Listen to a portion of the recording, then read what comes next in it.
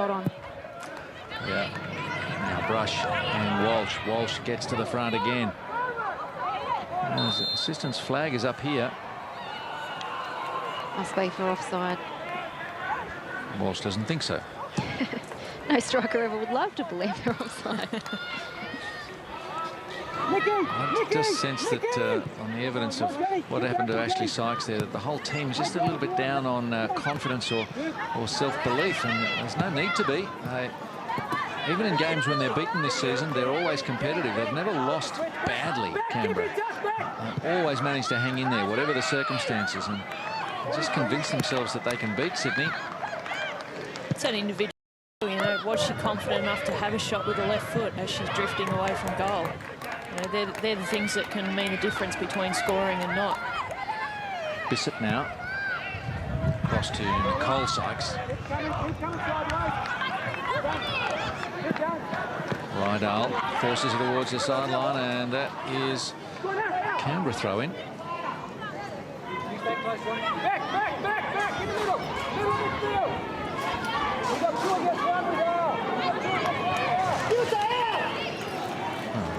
Finally, Paskey. No one was moving for Canberra. No one wanted the ball. Everyone was stationary. Emily Van Egmont's run was a bit of a token run. No one else is running, so I suppose I better.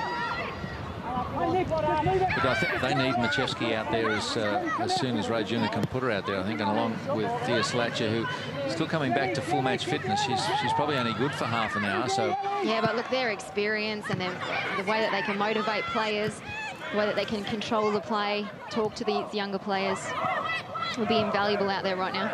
Yeah, definitely Machevsky in the middle of midfield. I mean, Talia Hogg's only very small against this Sydney FC midfield. Paskey for Walsh. Walsh using a pace again. Brush, Walsh, Brush. And Rydal streaming through the centre there. There was a chance, wasn't there?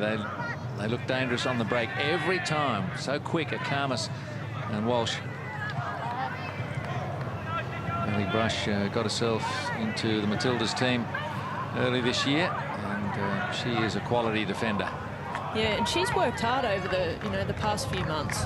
And when she came in with the Matilda, she was still quite young, raw and inexperienced, and she's really taken this W-League to lift the game. Carry up, dancing, working.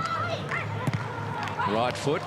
Oh, and Kaya Simon was there. As that ball was 2 metres short of two Sydney players, unmarked in the centre of the box. Rydal and Simon had a chance here. Yeah, two free players coming in that back stick, as Amy said, and, you know, plenty of Canberra players in front of them not doing anything, not marking up. Sydney are giving the impression they're the team with the player advantage.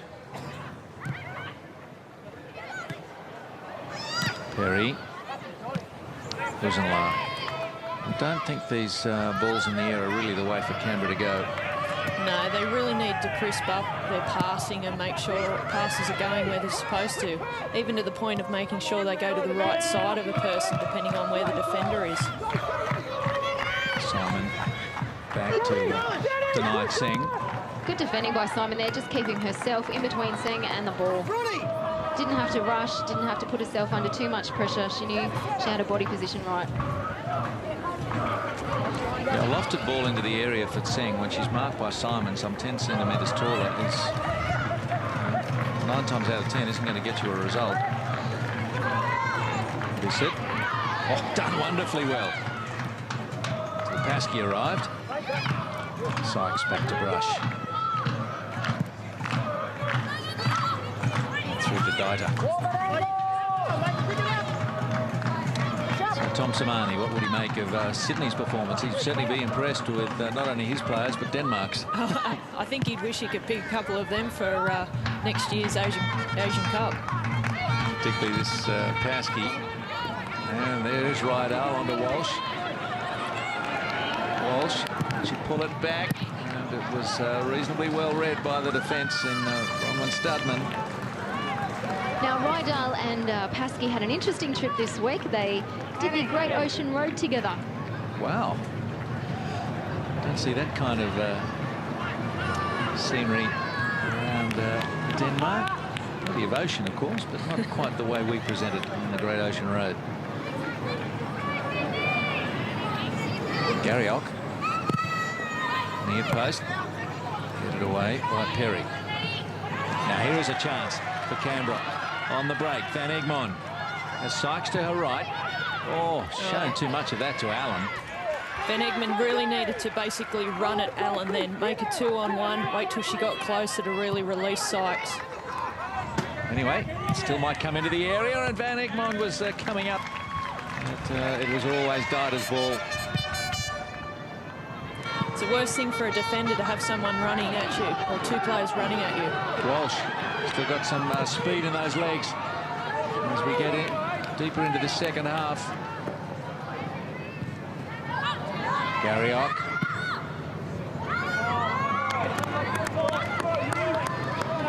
And now ahead of Garriock and Sarah Walsh are holding a couple of, putting a little bit back for the game and holding a couple of coaching clinics in the January period. So it's nice to see a couple of Matilda's players offering their expertise. 1-0 to Sydney. Player down though. Paskey, brilliant. Garriock popping up all over the place. Second semi-final tomorrow, of course. I'm sure the Mariners and Brisbane are watching this one. I hope you're enjoying it and wondering, probably now expecting it'll be Sydney who makes it through. But we've still got a good 30 minutes left of this one.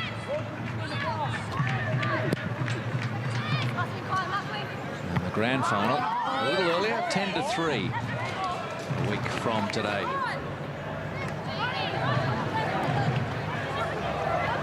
We'll be here at Shark Park if Sydney can maintain the lead. Uzenla.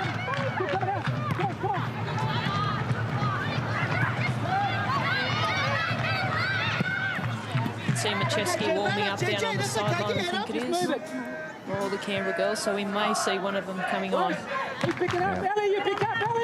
Macheski's got the warm-up shirt over her shoulder now. I think Rajuna. Well, there's no tomorrow for the loser. You've got to put your game changers out there.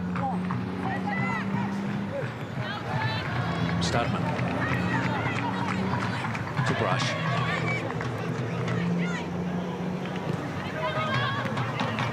Kidding did pretty well with an outstretched foot. But Rydal has dispossessed Perry. Gee, they've got some experience out there, Sydney, as Egmond runs into Paskey and gets herself a card for that. It was clumsy. Yeah, a little bit clumsy. I think she saw the danger as well. I mean, occasionally, if you've got to give away a free kick, you do it at halfway, and not if you're the last player.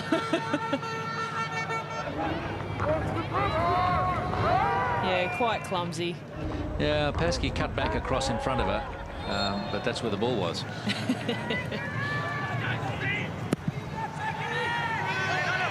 Oh, there it is. Carvis. That's 2 for Sydney. Oh, that is a real surprise. Out of nothing. At her best, just puts herself next to the ball all the time and time again. Last season and this season, gets herself where the ball is, and it pays off for her. Just switched off was the Canberra defence, I think, and Lydia Williams for a second time has to drag the ball out of the back of the net. Yeah, I mean, great free kick by Uzenla there at the back. Just put it into the danger area, and for the ball to be in the air that long and to not have a Canberra player challenging for that. And Sharon, what about Lydia there? She was, you know, sort of in no man's land around the edge of the 6-yard box. I wasn't sure if she was going to come for the ball or drop off, and I don't think she knew either. Yeah, I feel for Ellie Brush there. She's been the best defender in the Canberra team, but Karmas just got the better of the challenge, and there we go, 2-0. And while those celebrations were going on, we did see that substitute take place for Canberra. Ex-Australian schoolgirl Jennifer Bissett coming off for Sian Macheski. A welcome addition to this side right now.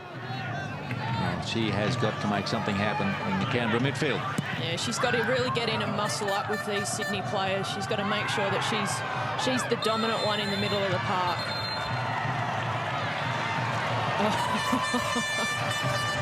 Well, there's muscling up for you. Well,